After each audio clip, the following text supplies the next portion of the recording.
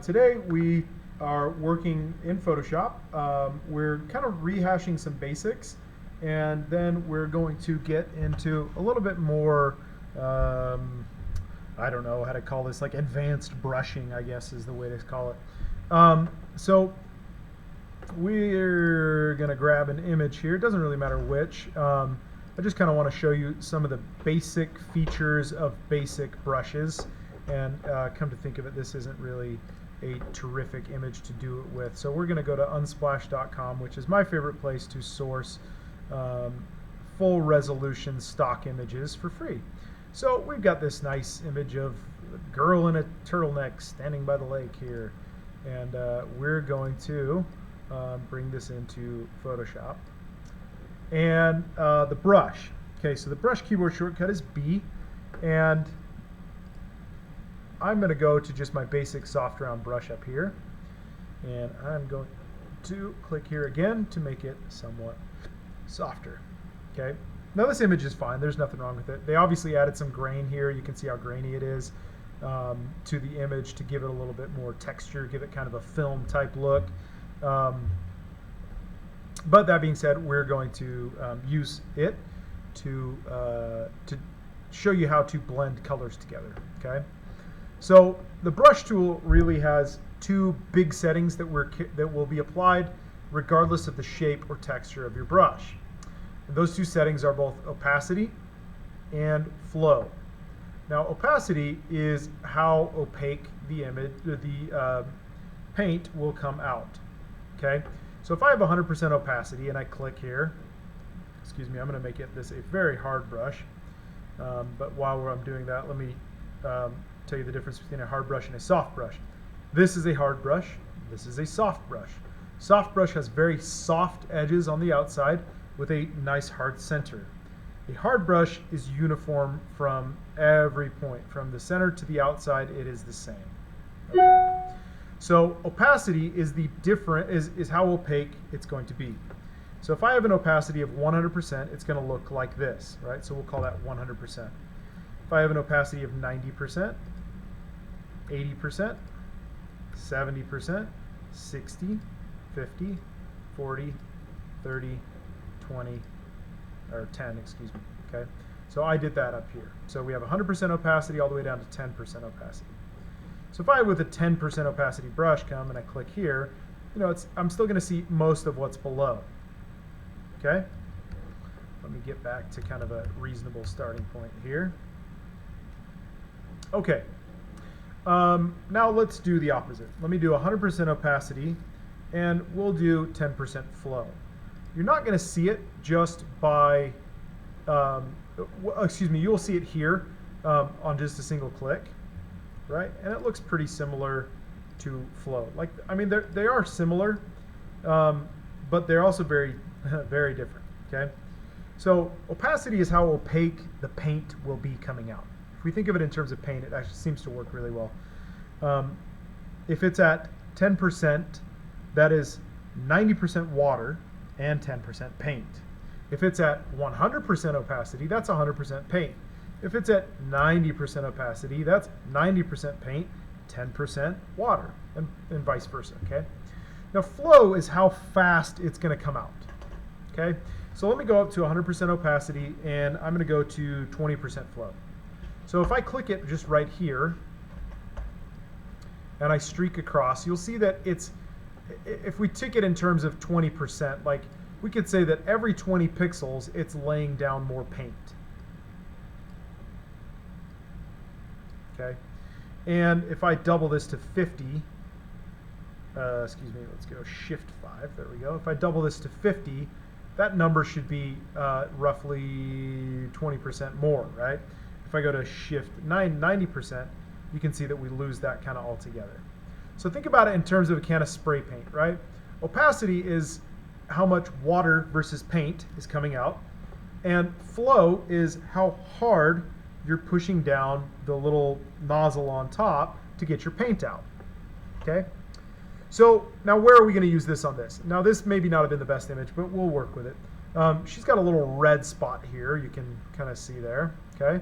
So if I zoom in a chunk and I hit Command H, oops, wrong one.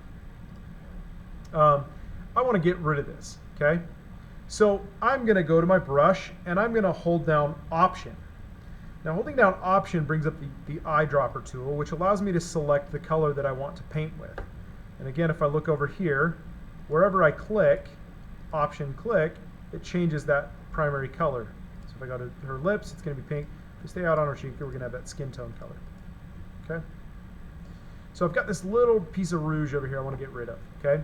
So in this case, because it's so grainy, I'm going to use a very, very low opacity of, say, 5%. Okay? And a flow rate of like 75. And we'll go back to 5%. Okay? So what I'm going to do is I'm going to sample, then I'm going to draw, and then I'm going to sample, and then draw, and sample, and draw. Because I'm trying to maintain that amount of texture that was on the image to begin with. Ooh, this is not going to look good. I'm trying to maintain that texture that was there to begin with, and it just looks worse. Looks like a little blotch. But by using a low opacity, low flow, yikes, that looks terrible. You get the idea. We're able to paint on these things in skin tone. Okay, the other thing that your brush is going to do if we're doing skin tone, which again, I realize this is not the best image to work on, but it's okay.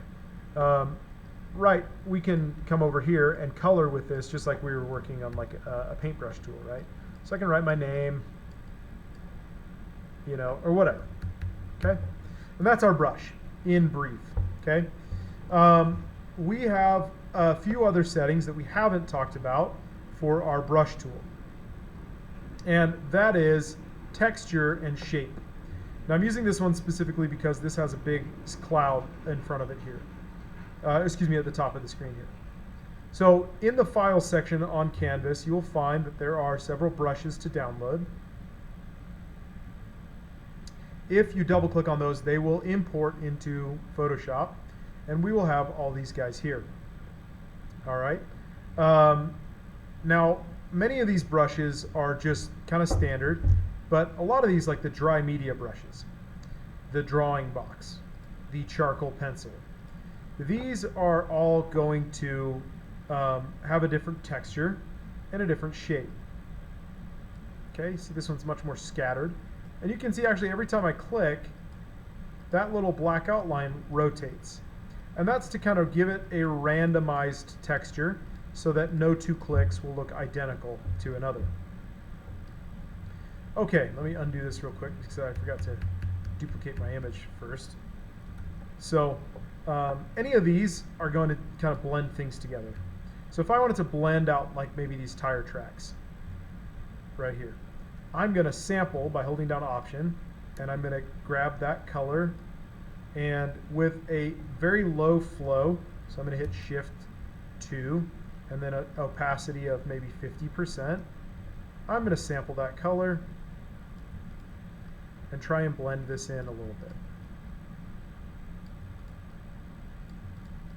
So I'm holding down Option to resample the color every so often. Try and give this a little bit of that salty texture that we have out of the salt flats. And it's starting to look okay. Not the best, but you get the idea. Okay, so then on top of that we have a bunch of other brushes. Anytime you see anything with this smudge here, okay, that's the smudge tool as opposed to the brush tool. The smudge tool is going to kill your graphics card, okay? So we use a very small brush whenever we use the smudge tool because it is blending all of the pixels together that we use, okay? So you'll see that the gradient, whoa, wrong way, sorry. You'll see that the gradient here, it used this sort of darker perimeter color and blended it together, okay? And it does this in real time, so it's rendering in real time, and so it takes a lot of computational power in order to operate. So don't be surprised if this one crashes your computer. Maybe don't even use it. It's kind of a cool little impressionist look, though. You know, we can do this on the mountains here, you know, kind of goof around with it a little bit. So just a fun brush. Lots of fun different brushes that we can use inside Photoshop. But the smudge tools are always very graphically intense, and they will they'll kill your graphics card. There is one that's pretty neat. It's called like the foliage brush. There it is. And what it does is it samples the color around you, and it gives them sort of a leafy texture. So let me push that up there. And we're going to use Gabby here. And where are we? Okay. So it makes this sort of a leafy looking color, or leafy looking texture. It's kind of a fun little pattern to use. You know, we don't necessarily have to use the colors that are there. We could use sort of this more golden color here. You know, oh whoa, that just does the image. Excuse me. Oh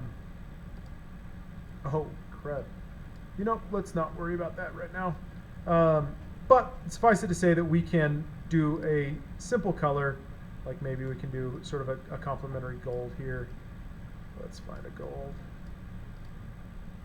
Okay, and then we'll use this, and then we'll, you know, kind of make her a Disney princess, and she controls the leafy wind. I guess, like, sure, why not? You know, or we can play with it, you know, and make it, you know, and then we can stop there, and then pick up right behind her, or whatever. So some fun, and if we zoom in, you're able to see that that's that leafy texture that we're messing with. Okay. Then the brushes that I had you add in from Canvas are these 3 folders. We've got rain and splashes, we've got snow and lightning, and we've got cloud and skies. Now these brushes are very useful for us if we're trying to give our skies or something a little bit more drama. So they've got a hard texture. You can see on the bottom line it's a flat line. So I'm actually going to do this on a new blank layer, and then I'm going to make my brush pretty large to sort of match these pretty large clouds. And I want them to actually sort of follow that same color. So I'm going to hold down Option, I'm going to click them. Otherwise they'd just be sort of a default white. And I'm going to rotate this 180 degrees because that flat top, I want it to be on the top, not the bottom. So I'm going to bring it up here. I'm going to click, and see now I've got that hard edge right there. Doesn't look good. We're going to clean that up in a second. Okay, but you can see that we just added that cloud. Okay, or we can make this exceptionally large. Try again. Click and click. And you can see on the salt what that shape of that cloud actually looks like. So I'm gonna turn up my I'm gonna click this a few times, like 1 or 2. Okay, but remember, since I added it to this blank layer over here, now I can just add, or I can just use my eraser tool or a layer mask, but I'm going to use a very soft eraser tool here and just kind of squiggly line and clean that up.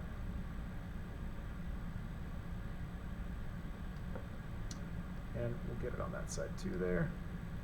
Let's get some of the color back there. Okay, so now we just have that little section of cloud there. Okay, so I'm going to go back to my brush, and I'm going to go to splashes and see what I've got in splashes. Let's go to here. Oh, that's fun. Huh. I guess you could use that on like a, well, I don't know. I guess we could use it here too. Could maybe make it look like the surface was water. You know, something like that. Oh, tons of fun. Okay, what else can we do? There's a fun little splash which looks like a raindrop splashing. So if we do it like that, you know, it looks like a big splash. But in this case, let's say that Gabby was jumping into this pose, and she was jumping from one side or another. Let's look like she's maybe jumping from that side or maybe from this side. So I'm going to make this a pretty small brush. And I'm going to zoom in a whole chunk, and I'm going to put this right under her foot.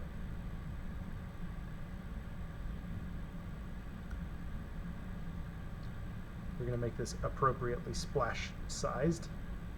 Okay, and then there we go. If we zoom out now, it looks like she was kind of flying into that and she landed and it kind of splashed out. If I wanted to make it look a little bit more sort of a natural gray that salt flats kind of color is, I could come here, sample that color, splash it there, and make it look like she was kicking up some dust. And in fact, on this one, it actually might be a good idea to put it over by that side of her foot, I guess. I don't know, to try and look like her little coupe pose here was kicking the salt up. But for a larger effect, just to show you what it looks like, you know, we could do it that way. If I wanted to make it more dramatic, I would just go to my default black and white, and then go to default white and click it there. So kind of a neat effect. And then the other one we have also is, is we've got our lightning and raindrops, clouds and skies, and then there's like snow and lightning. Here's a nice cloud we can add just for kicks here. You know, sweet, looks pretty real. We can do like a dark blue here to make it look a little bit more fun. The trick with clouds is to change their shape and size and angle. So if we wanted a really big one over here, okay, we can do that. And then if we wanted another one over here, you got to keep it real. So these clouds in the foreground here need to be smaller than those than would be off in the horizon in the background, right? So, and then you can rotate them. So if I rotated this 180 degrees, you know, I could turn it upside down and, you know, fool people into thinking that, you know, obviously these two brushes right here and here are the same size, but the same brush, but you wouldn't really know it. Then we can go to snow and lightning, and we can add some really dramatic, why does it keep happening? Excuse me. We can add some really dramatic lightning under that brush, under that cloud that we just created. And we'll just put it straight down, piking straight down. And then all of a sudden, instead of just having this sort of, not really a blah image, I mean, it's fine all by itself, but when we add in these other little features, it kind of gives it a little bit of, you know, some neat features, some neat aspects. Now, the key obviously is to use it in such a way that makes it look real and not so that it's, you know, looking so fake like this is, right? And the key there is just to use it sparingly. If we do it way too frequently and way too much, you can obviously start to pick out where things are fake. And if you just use it selectively, you have a much better result, right? So we'll kind of go back to square one here, and then I'm going to go to just one of those regular puffy cloud brushes that we used there right here. You know, and if we just added that or this, you know, that's fine. But when you start to add just a litany of things, it gets pretty complicated and it looks really fake. So pure white clouds in this environment wouldn't really look real. But if I use this sort of amber gold color here where the sun was hitting these and then put them up here, you know, it's going to look a little bit better. And if I like maybe lower my opacity and then hit it again with a blue one right on top, we'll try and get right on top, you know, that looks even worse, geez.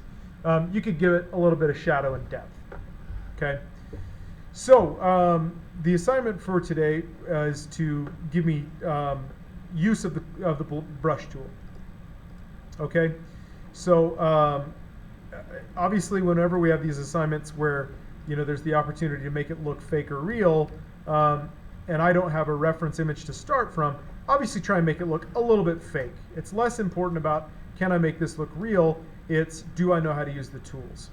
Okay, so if you have an image of lightning and you add more lightning to it and it looks really real, to me, I don't know. But, you know, if we go in and we add red lightning, you know, that's obviously going to be fake. You know what I mean? So using things that are obviously fake is a good way to show me that you know what you're doing, right? And that you know how to change it. So good little pro tip there for me being able to clearly see that. Now, I realize that we all don't have Photoshop at home, but the thing that I have to sort of stipulate there is that the curriculum from the state mandates that you have access to Photoshop and Lightroom, or excuse me, Photoshop, Lightroom, and a DSLR.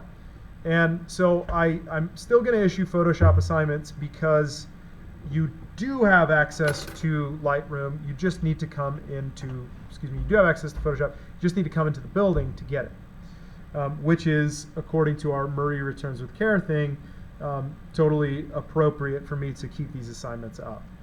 So I will recommend that you come in on a Friday when we don't have as many kids in the classroom that you can work on. If you need to come in and work in Photoshop, you can come in anytime on Friday to work and do the assignments if you don't have access to Photoshop at home. That's it. If you have any questions, feel free to email me.